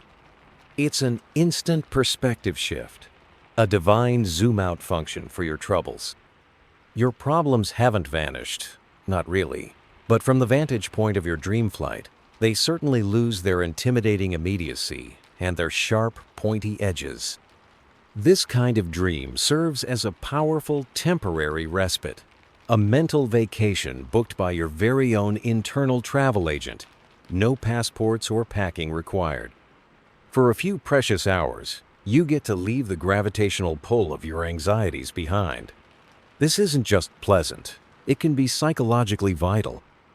It allows your mind to take a much-needed break from the fight or flight, or often fight or freeze, mode that chronic stress can induce. In your flying dream, you are unequivocally in flight mode, but it's a joyful, empowering flight, not a panicked escape. It's a reclaiming of agency, a feeling of being above rather than under the circumstances. It's a well-observed phenomenon noted by psychologists and even anecdotally throughout history that periods of intense collective stress, think wartime, economic hardship, or even widespread social upheaval, often correlate with shifts in reported dream content. While it might be hard to find a specific historical study titled "Flying Dream Frequencies During the Great Depression," the general understanding is that heightened societal anxiety can lead to an increase in dreams that feature themes of escape, wish fulfillment, or a search for safety and peace, with flight being a particularly potent symbol for all of these. Your personal stress soaring is, in a way, your mind's own little peace mission. Many cultures have folk beliefs that seem to acknowledge this therapeutic aspect of certain dreams. You might find old sayings about letting your dreams carry your troubles away on the night wind, or beliefs that particular dreams, like those of effortless flight or beautiful journeys, are signs that the soul is unburdening itself. Perhaps your ancestors even had little rituals or charms to encourage such stress-relieving nocturnal adventures, a kind of ancient dream therapy. It's as if there's an innate human understanding that our dream selves are sometimes working hard to keep us balanced. The relief offered by these dreams can be palpable. You might wake up feeling, as we discussed, genuinely refreshed, as if your mental batteries have been recharged. This isn't just about forgetting your troubles for a while. It can also be about allowing your mind the space to process difficult emotions indirectly, or to consolidate experiences in a less threatening context. Imagine your brain as a highly skilled chef. During the day, it's frantically trying to cook a dozen complicated dishes at once. At night, particularly in these kinds of expansive dreams, it gets to calmly sort the ingredients, perhaps simmering down a particularly fiery emotion, or gently aerating a heavy thought until it's light enough to float away. Your subconscious is basically Marie Kondoing your stress. Does this spark joy? No? Thank you next. Preferably out the nearest dream. Window at 10, 0 feet. Now, is this always a perfectly healthy coping mechanism? Well, if your only way of dealing with stress was to dream of flying away from it while never addressing the root causes in your waking life, that might become a form of avoidance. But as a temporary reprieve, as a way for your mind to catch its breath and gain a fresh perspective, it's generally seen as a remarkably adaptive and creative tool. It's your mind's way of ensuring that, to quote Freud in a slightly different context, the dream protects sleep, and by extension, protects your sanity. Sleep researchers and psychologists continue to explore the multifaceted adaptive functions of dreaming. There's an ongoing, fascinating debate about whether dreams primarily help us to directly process and resolve emotional stress, acting like an overnight therapist, or if their main job is more geared towards memory consolidation and learning, with any emotional benefits being a happy, if significant, secondary consequence. Perhaps your flying dream isn't trying to solve your problems, but in the process of doing its other nightly chores, it stumbles upon a solution that feels a lot like soaring. So, the next time you find yourself taking to the dream skies when life on the ground feels particularly taxing, acknowledge the incredible ingenuity of your mind. It's not just running a random screensaver, it's potentially engaging in a profound act of self-soothing, offering you a pressure release valve forged from starlight and subconscious thought. You're not just escaping, you're engaging in a deeply human, incredibly creative form of mental and emotional recalibration. Enjoy the flight. Your mind clearly thinks you've earned it. As your mind expertly navigates the nocturnal currents, deploying your dream wings as a brilliant stress management tool and a delightful recalibration technique, let's allow our shared dream glider to drift into slightly mistier, perhaps more speculative altitudes. We've danced with psychology's symbols and neurology's intricate blueprints, acknowledging the incredible capacity of your brain to generate these flights.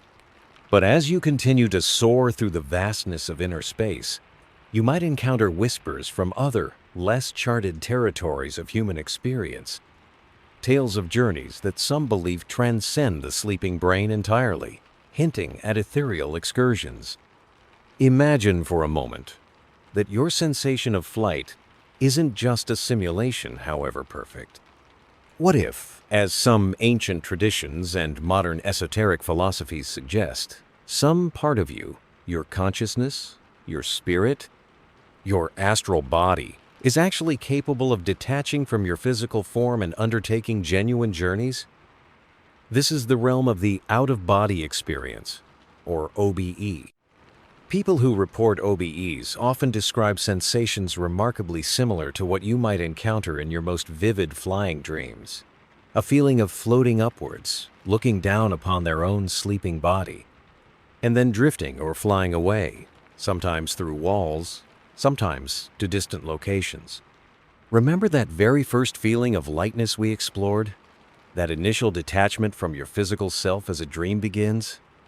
For some, this is where the journey takes a very different turn.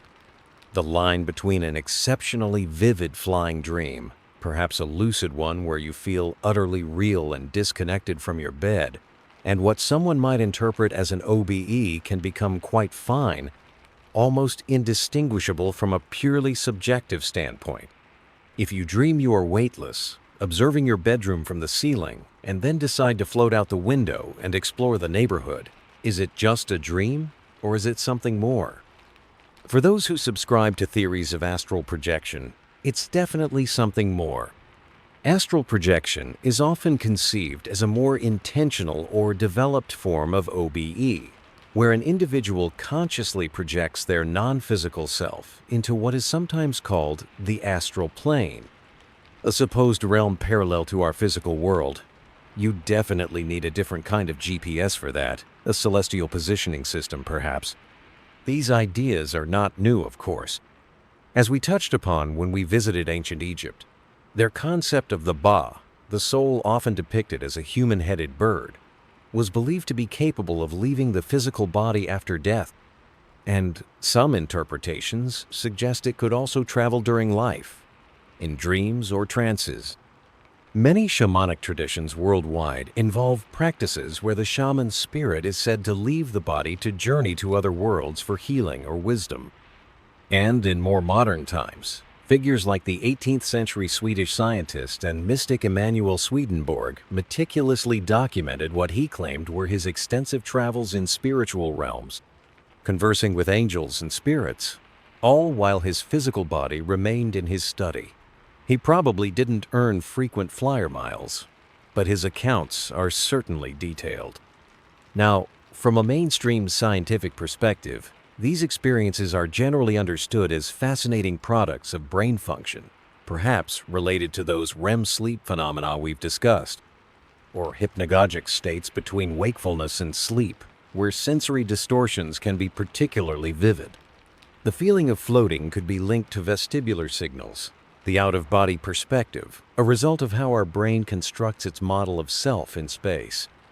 But for those who have these experiences, the profound sense of reality, the clarity, and the feeling of being truly separate from the physical can be utterly convincing.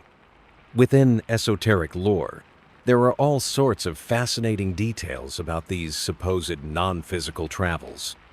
You might hear tell of the silver cord, a luminous, elastic thread said to connect the astral body to the physical body during projection, ensuring you can always find your way back. One imagines you wouldn't want that getting tangled around a lamppost on the astral plane. Talk about an awkward return trip. There are even various techniques described in occult literature for supposedly inducing astral projection, from specific visualization exercises to elaborate mental maneuvers, sometimes involving imagining yourself climbing a rope or becoming progressively lighter. It's a far cry from just waiting for your REM cycle to kick in, though perhaps both paths lead to equally interesting inner skies. The allure of such interpretations is understandable. If you've had an exceptionally vivid flying dream where you felt more real than in waking life, where you observed details with uncanny clarity, or even felt you learned something profound, it's natural to wonder if it was more than just a dream. It taps into that deep human curiosity about the nature of consciousness, the possibility of an existence beyond the purely physical. It offers a framework where your most extraordinary dream flights are not just neurological quirks, but glimpses into a vaster reality. You're not just a dream pilot, you're a cosmic explorer. Just make sure your astral seatbelt is fastened. Parapsychologists and some consciousness researchers continue to investigate anecdotal claims of out-of-body experiences, often debating their subjective reality versus any objective verifiability, and trying to understand their relationship to known neurological states. It's a field where personal conviction and scientific skepticism often find themselves in a rather spirited dialogue. But regardless of whether you believe these astral echoes are literal journeys of the soul or potent metaphors generated by the brain, the experience itself can be transformative.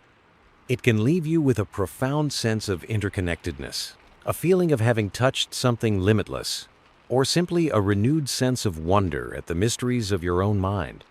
So, as you drift through these quiet, pre-dawn hours of your imaginative journey, if your flight feels particularly lucid, particularly detached from the mundane, perhaps you'll entertain these ethereal excursion theories. You don't have to believe them literally to appreciate the sense of expanded possibility they invoke. It's another layer, another shade of meaning to add to your palette as you paint your nightly masterpieces in the sky.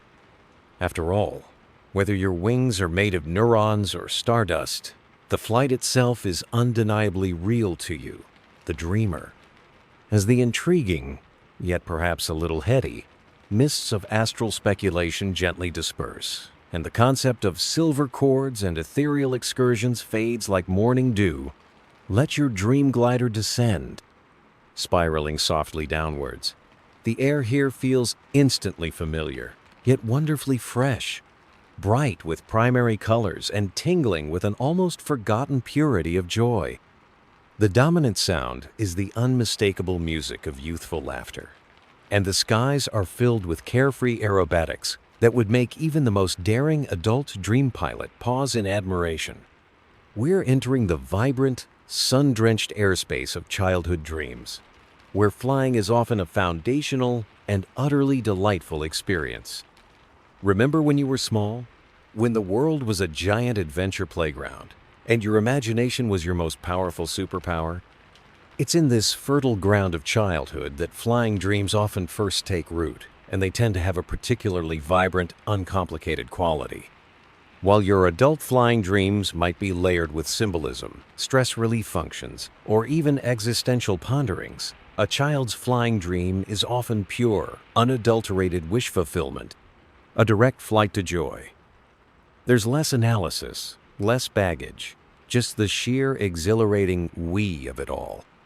Developmental psychologists suggest that these youthful ascents are deeply intertwined with a child's rapidly expanding world. For a small human in a big world, often subject to the rules and limitations set by much larger humans. The dream of flight can be an incredibly empowering experience. Suddenly, you're not the one looking up at everything. You're soaring above it all, a tiny superhero in pajamas. You can go where you want, see what you want, unconstrained by bedtimes or "don't touch that."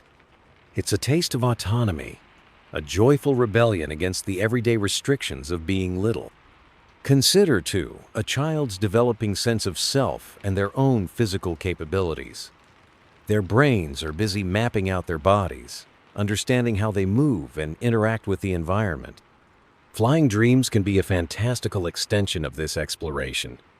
What if you could run really fast? What if you could jump really high? What if you could just lift off? In the dream world, where the usual physical laws are wonderfully negotiable, these what-ifs become glorious realities. It's your brain's way of exploring the ultimate physical freedom, long before it has to contend with the sobering realities of actual biomechanics and gravity. Renowned child psychologist Jean Piaget noted that children, particularly in their pre-operational stage of cognitive development, roughly ages 2 to 7, often engage in magical thinking, where the lines between fantasy and reality are much more fluid than for adults. If they can imagine flying with great intensity, their dreams can make it happen with delightful ease. This fluid boundary also means children might accept the premise of flying in a dream with less internal questioning. While your adult mind might occasionally interject with a "hang on, this is impossible." Even in a non-lucid dream, a child's mind is often more readily immersed in the make-believe. Their prefrontal cortex, that sensible part of the brain responsible for logical reasoning, which we know takes a bit of a nap during adult REM sleep anyway, is still under construction throughout childhood and adolescence. This means less critical filtering, allowing for a more wholehearted embrace of fantastical scenarios like soaring through the sky with no visible means of support, perhaps just by flapping your arms with sufficient enthusiasm or by thinking really, really happy thoughts, much like Peter Pan.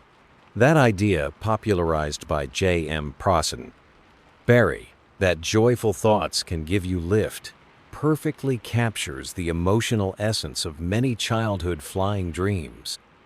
Indeed, the imaginative play that is so crucial for a child's development finds a perfect playground in the dream world. The stories they hear, the games they invent, the characters they love, these all feed into the rich tapestry of their dreams. If they've been pretending to be a superhero all day, it's hardly surprising if they find themselves capably patrolling the dream skies by night. It's seamless, this transition from waking fantasy to dreaming reality. I wouldn't be surprised if the Dreamland Aviation Authority has a special junior wing with much more lenient rules about flight plans and aerial maneuvers for pilots under the age of 10. The loops around the moon before bedtime? Approved. The themes of children's flying dreams often reflect this joyful simplicity. They might dream of flying to fantastical places, a castle made of candy, an island populated by friendly dinosaurs, or simply to their best friend's house for a surprise aerial visit. The motivation is often pure adventure, curiosity, and the pursuit of delight, rather than the complex emotional escapism or symbolic journeys that might characterize adult flying dreams.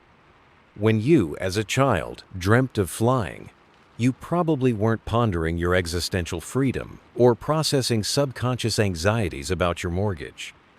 You were more likely just thrilled to be chasing butterflies above the clouds or racing a particularly speedy rainbow. It's a quirky and endearing aspect of childhood how literal their interpretations of flight can be, often reflected in their dreams.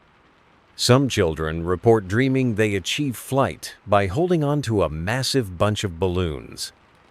A perfectly logical dream solution for a mind not yet fully schooled in the complexities of lift and displacement. It's this charming, straightforward problem-solving that makes their dream narratives so unique. Child psychologists and dream researchers still explore the nuances of early cognitive development, and its reflection in dream content.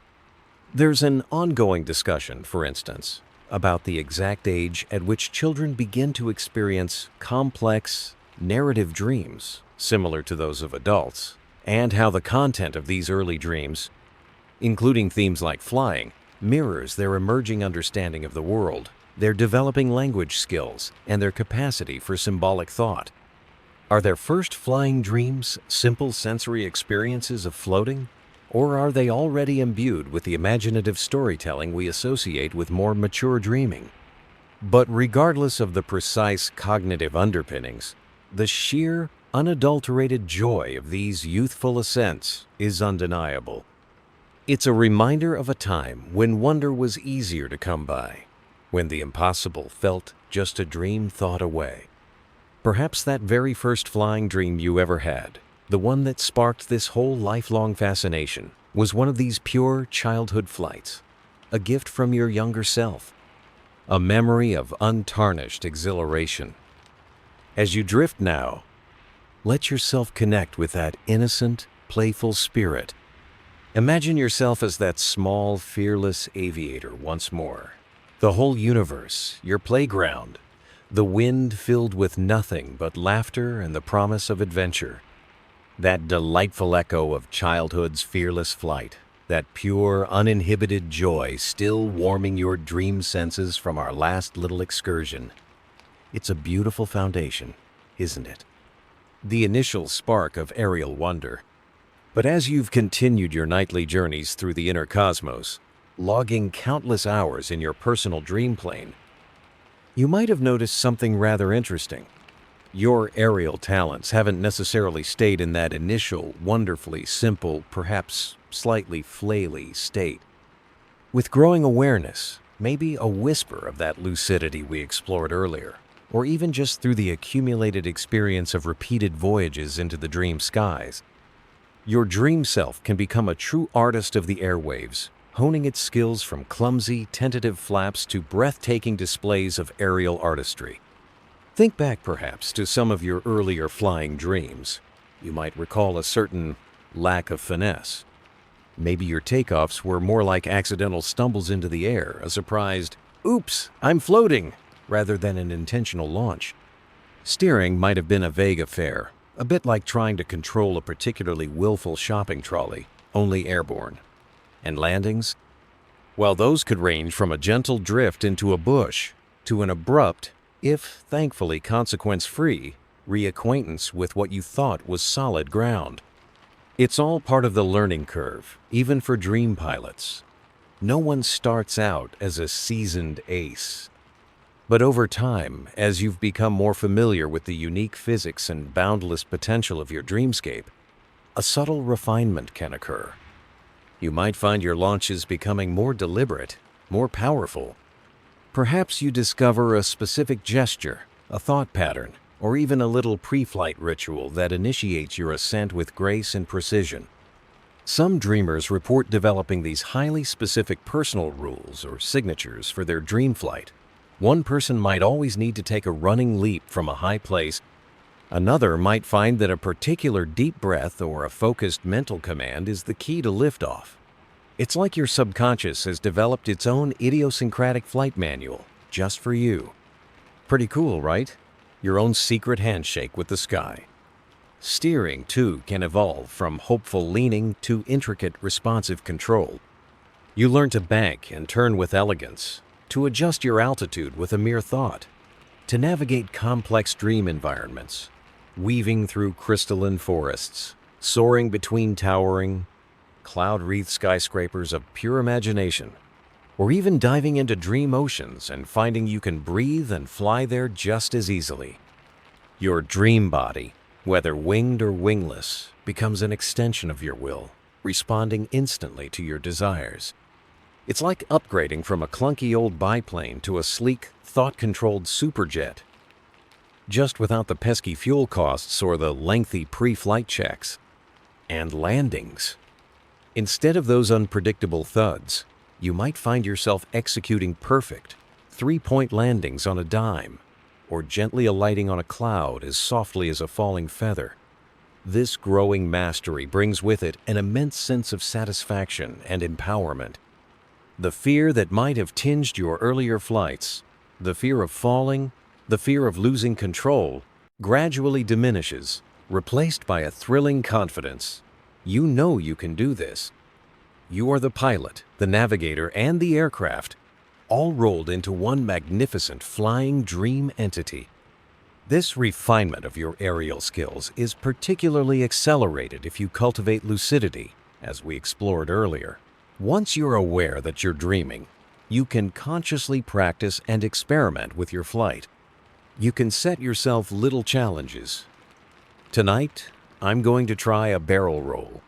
Or, I wonder if I can fly to the moon and back before that annoying alarm clock goes off. Lucid dreaming is essentially your advanced flight school, where you get to design the curriculum and award yourself top marks. You could even try teaching other dream characters to fly. Though results may vary, some are surprisingly resistant to the idea that they're in your dream flight academy. But I have a very important meeting made of cheese, they might insist. Even without full lucidity, however, a kind of subconscious learning seems to take place. Your brain, ever the efficient pattern matcher and problem solver, refines its flight simulations based on previous experiences and your emotional responses. If a particular method of flight felt exhilarating and successful, your mind is more likely to replicate and build upon it.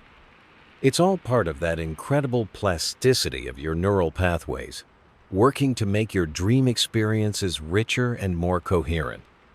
This idea of influencing dream content for specific outcomes isn't entirely new. The ancient Greeks, for instance, practiced dream incubation at the temples of Asclepius, the god of healing. Individuals seeking cures or guidance would sleep in these sacred precincts, hoping for a divine dream that would provide answers. While they probably weren't aiming to perfect their dream aerobatics, the underlying principle of directing one's intention towards a desired dream experience is there. If you consistently hold the intention of flying with grace and control before you sleep, you might just find your dream self taking notes. Of course, the nature of skill in a dream is a fascinating topic. Neuroscientists and dream researchers still debate the extent to which skill learning can genuinely occur within dreams and potentially transfer to waking life, versus dreams primarily reflecting or processing already acquired information, memories, and emotional states, even when they simulate complex actions like refined flight. Are you truly learning to be a better dream flyer, or is your brain just getting better at convincing you that you are, based on your desires and expectations? Perhaps it's a bit of both. The subjective experience of mastery, in any case, is undeniably real and deeply rewarding. So, as you continue your nightly sojourns, pay attention to your evolving aerial artistry. Celebrate those moments of newfound grace, those daring maneuvers you wouldn't have attempted in your earlier dream flights. You are, in a very real sense, the Da Vinci of your own dream wings, constantly innovating, constantly refining, constantly pushing the boundaries of what's possible in your personal sky. Maybe tonight you'll invent a whole new way to take off, or discover you can fly backwards while humming your favorite tune. The dream skies are your canvas, and your flight is your ever-evolving masterpiece. As your aerial artistry reaches new, breathtaking heights, and the vast canvas of your dream sky glows with the ever-evolving masterpieces of your nightly flights, you begin to sense a subtle, inevitable shift in the atmosphere. The deep, velvety darkness of the true dream night, where your imagination has soared so freely, starts to soften at its farthest edges. A gentle diffusion of light, almost imperceptible at first, hints at the approach of dawn, both in your own inner world and perhaps in the quiet world beyond your window. Your epic journey through the myriad interpretations and sensations of dream flight is drawing to its peaceful, waking close. You feel a gentle pull, a slow descent from those exhilarating altitudes. It's not like the jarring plunge of a falling dream, but rather a graceful, spiraling return, as if your dream self is carefully navigating its way back to its earthly moorings. The vividness of the dream landscapes might begin to shimmer and fade, the intricate details becoming a little hazy, like a watercolor painting left out in a soft morning mist. The memory of your powerful wings, or that effortless, thought-driven propulsion, still tingles within your awareness, but the sensation is becoming more an echo than a direct experience. You are slowly, gently coming back. This is the delicate art of re-entry, the transition from the boundless freedom of your dream sky to the familiar comfort of your bed. As you drift in this liminal space, this soft anteroom between sleep and waking, you might find yourself cradling the remnants of your aerial adventures.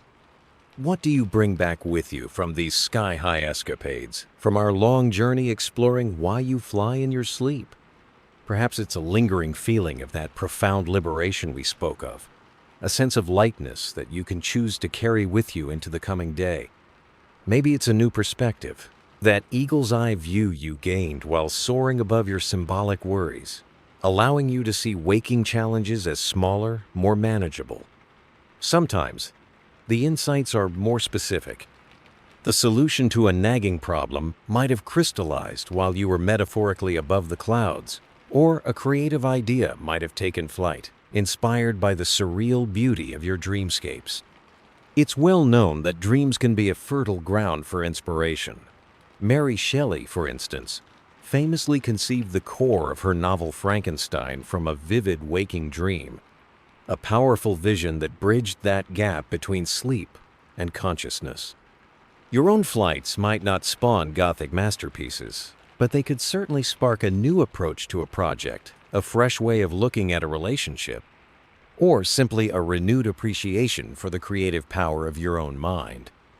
If you feel so inclined, this hazy, hypnopompic state, that fascinating transitional phase filled with vivid, dreamlike imagery as you wake, is often a good time to gently try and catch a few of those fleeting dream fragments. Some people find that by lying still for a few moments, allowing the dream to replay, or by focusing on a single potent image or feeling, they can hold on to more of the experience.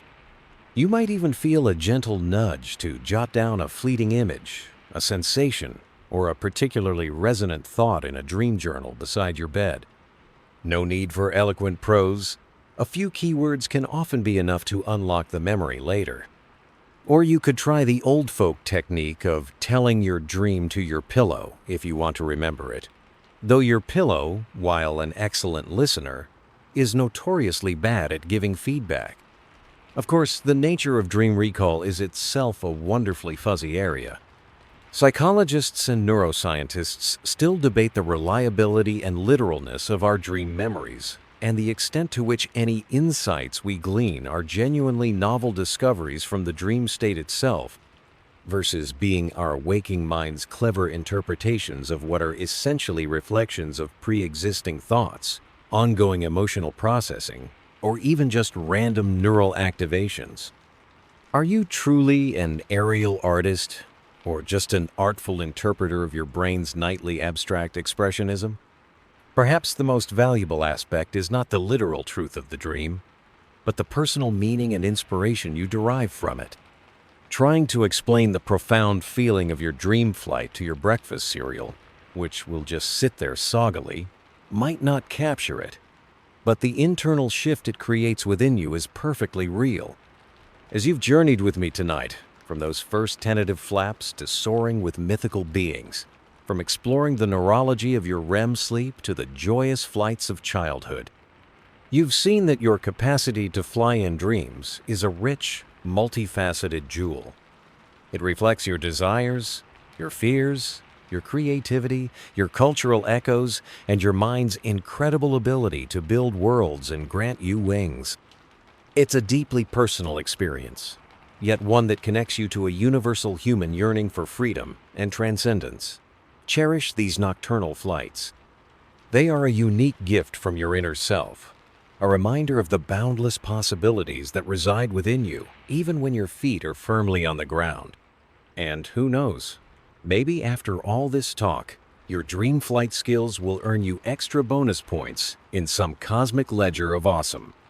Now, as the last vestiges of those dream-spun clouds begin to dissolve, and the awareness of your quiet room grows a little stronger, let that feeling of gentle descent continue. Allow any remaining tension to just melt away, like mist in the morning sun. Feel the comforting support of your bed beneath you, a safe and soft landing place after all your magnificent adventures through the night sky. There's no need to hold on to the dream too tightly now. Its essence, that beautiful feeling of lightness and peace, can remain with you without effort. Let your breathing be slow and even. Each exhale a soft release, carrying away any lingering shadows, any last wisps of dream anxiety. You are here. You are safe. And you are resting. The sky within you is calm, serene, a beautiful expanse of pale early light. And as you drift in this peaceful state, on the very edge of full wakefulness, or perhaps sinking back into a shallower, softer sleep, carry with you just the quiet, knowing that you can always return to those skies. The freedom, the perspective, the joy, they are always there, waiting within your own remarkable mind. Let your thoughts become like distant, gentle clouds, drifting slowly, peacefully, with no particular destination, just a quiet, effortless presence in the vast, tranquil sky of your mind. Relax deeply now, feeling utterly at peace, wonderfully serene, and perfectly at rest. Sleep well,